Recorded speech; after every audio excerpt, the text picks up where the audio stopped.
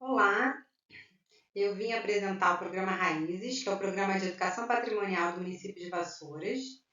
Esse artigo foi feito pela Tatiana Pinheiro, pela Ana Carolina Conte, pela Mariana Dagla e por mim, Keila Miranda. Esse conceito do que é o patrimônio cultural, ele começa na Roma Antiga, com a proteção dos monumentos. E ao longo dos anos, eles vêm evoluindo muito do que é patrimônio cultural.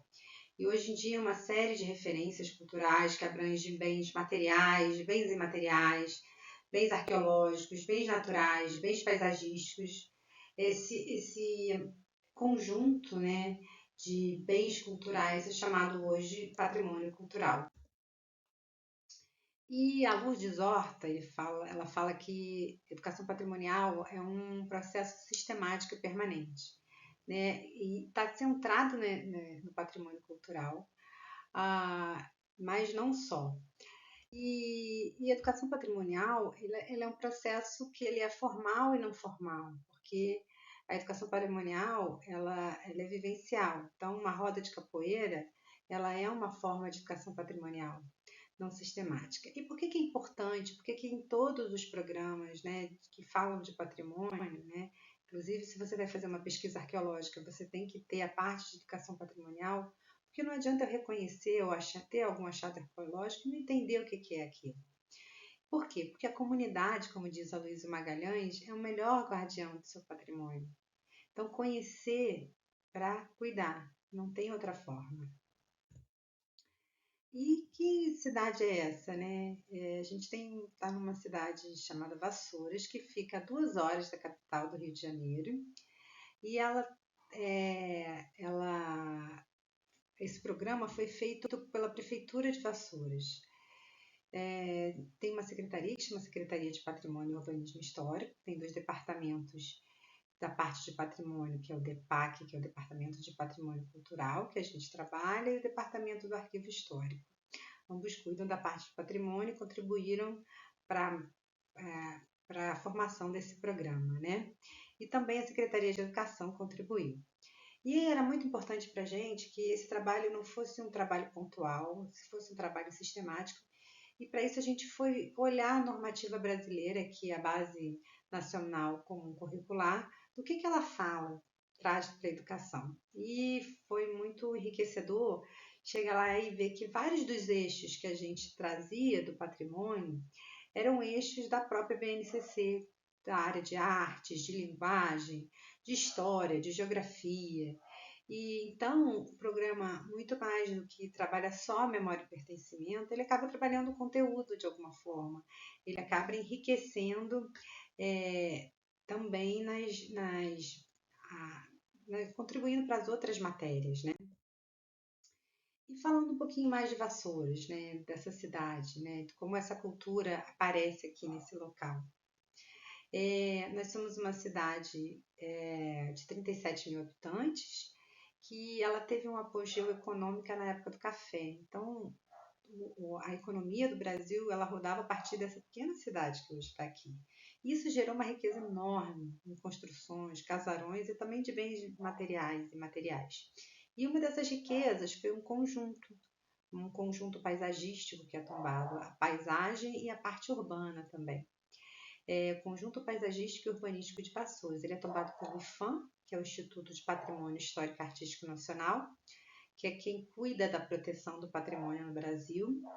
E além desse conjunto, você tem uma série de manifestações culturais, de patrimônio ferroviário e patrimônio documental que formam esses referenciais culturais locais. E falando agora um pouquinho dessas oficinas aplicadas. Essas oficinas foram aplicadas em 2 escolas, uma é bem próximo desse centro histórico, que é Tiago Costa, e a outra em uma localidade de Barão de Vassoura, que é Vaz de Miranda, deputado Vaz de Miranda.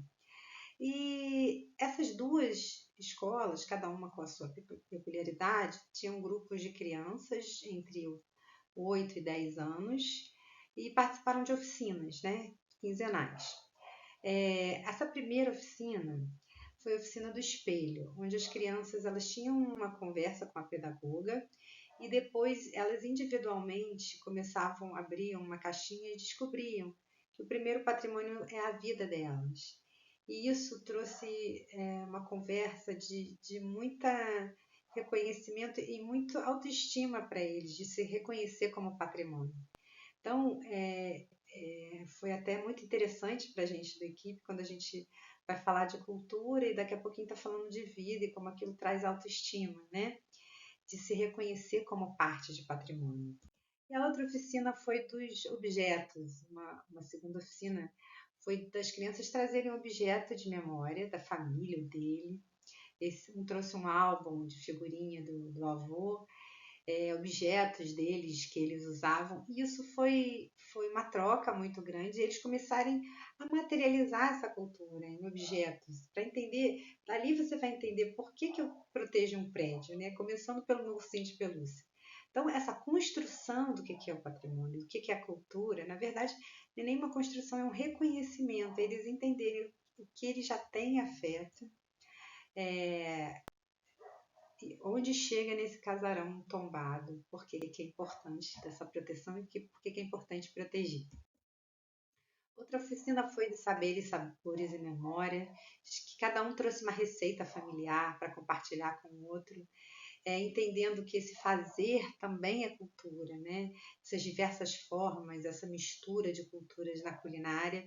E eles fazem uma receita. E é interessante que esse dia de receita acaba sendo uma memória para eles também, né? Então, essa construção junto, né, e a mão na massa acaba trazendo muita materialidade do por que essa culinária é importante se proteger, né?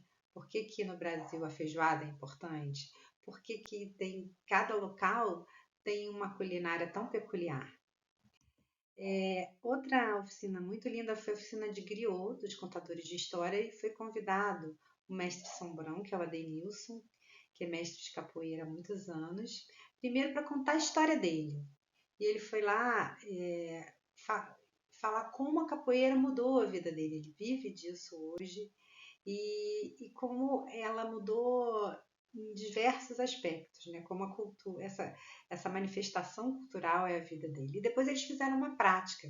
Então, além do entender, né, essa manifestação, eles vivenciaram essa prática na escola. Também teve a visita a alguns lugares, né? Eu vou passar aqui e passa um pouquinho melhor, e depois no final teve uma avaliação. Esse foi um dos locais que foram visitados, que é o Memorial Manuel Congo, que foi um líder escravizado que lutou aqui na cidade, e esse era o antigo Largo da Feira. E a Andrea Pitt, que é uma agente cultural da cidade, ela tem uma propriedade enorme para falar dessa cultura. Então, eles vivenciaram nesse local o que foi essa história. Então, traz um outro olhar. A escola é super próxima, muitas crianças nem conheciam bem esse espaço e por que ele estava ali. Eu tenho certeza que numa volta, eles vão, quando voltarem com uma família ou passarem por ali, você vai ter um outro olhar cuidadoso, né? Então, o conhecer é essencial. Então, a educação patrimonial trabalha muito nisso também.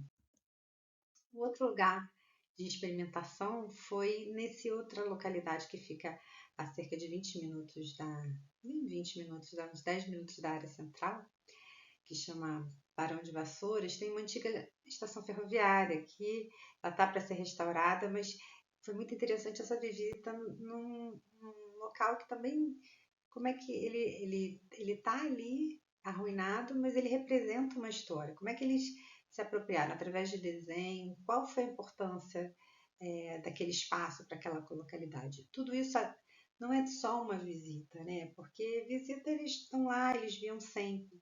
Uma coisa é você visitar, você vivenciar aquele espaço e depois a pedagoga, a Tatiana, fez um trabalho deles se reconhecerem e entenderem. E por que não sonhar esse espaço, né? Quando a gente sonha junto, a gente cuida junto.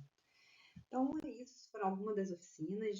Se tiver alguém que tiver mais algum interesse ou alguma contribuição, tá? O contato do e-mail da equipe e agradeço muito a participação no congresso.